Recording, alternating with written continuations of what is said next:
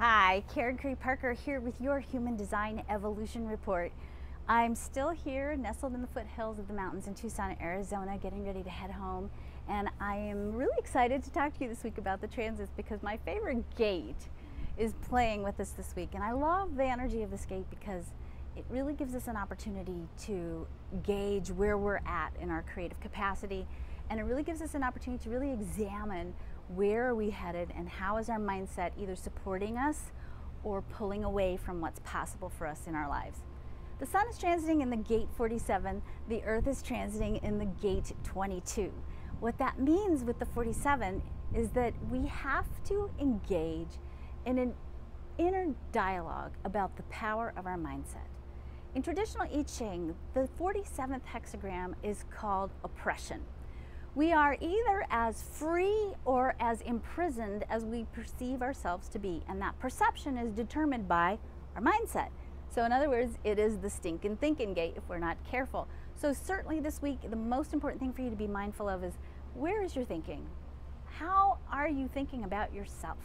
How are you thinking about your capacity to create what you really want in your life? Is your mindset supporting you in your creative process? Because if it's not, you're going to feel it this week. And the possibility, particularly given all of the upheaval that's going on the planet right now, of you slipping into a mindset of despair or feeling despair because you don't know how to fix things or how to help or how to make things better is huge this week.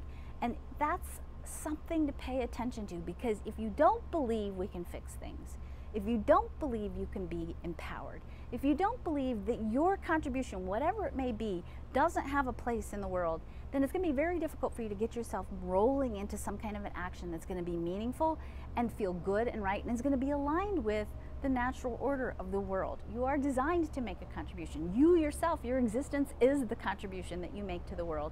And if you don't believe in yourself, and if you don't believe in the capacity of who you are and what you're here to create, or who you are and who you are here to be, and the power of your beingness to make the world a better place, then you're going to notice it this week. So really good time to do some internal mental housekeeping and really make sure that your mindset is supporting what you're really working to create in your life.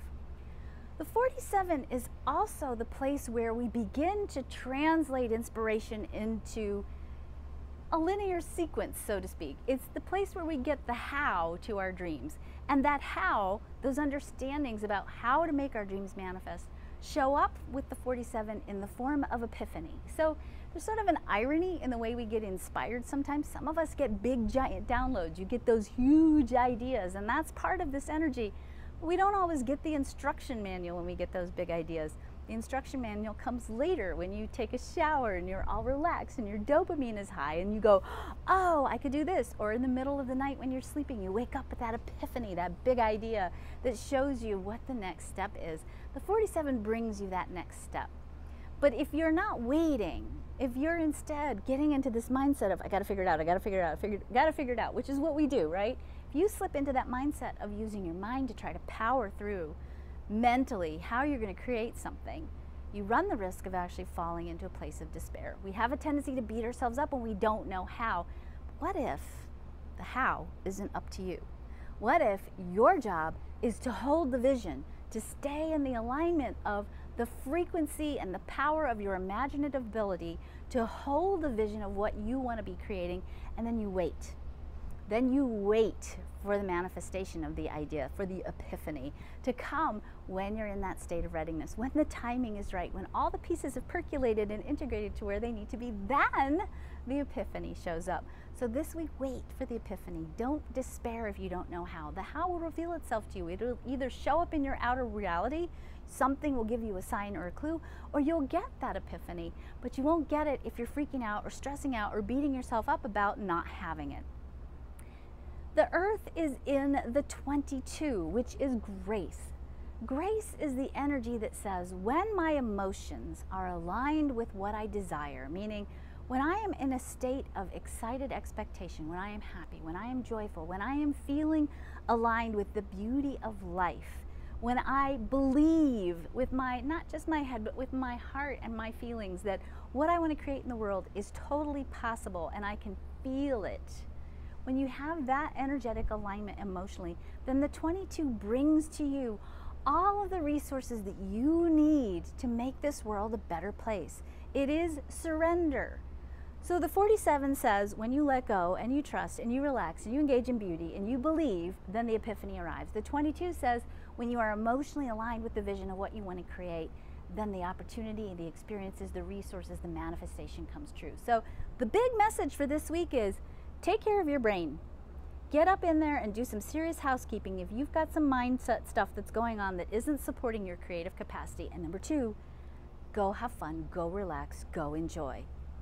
Even if the rest of the world is suffering, when you stay in that place of alignment with creativity, beauty, joy, then your being relaxes and your capacity to engineer creative solutions that have the power to change the world amplify. So it doesn't do us any good to worry, to freak out, to watch the news, to bite our fingernails, to rack our brains trying to figure things out, because that's not helping the world. It's actually taking energy out of the world.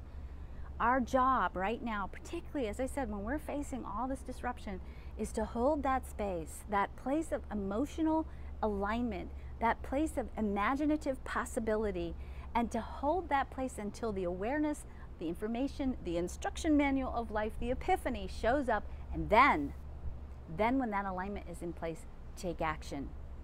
But not before, because if you don't do it before, it won't be sustainable. It'll burn you out, or you'll burn somebody else out, or it won't work. So you gotta wait for the alignment. So this week, stinking thinking, use your imagination, stay happy, get creative, take some action. Have a great week.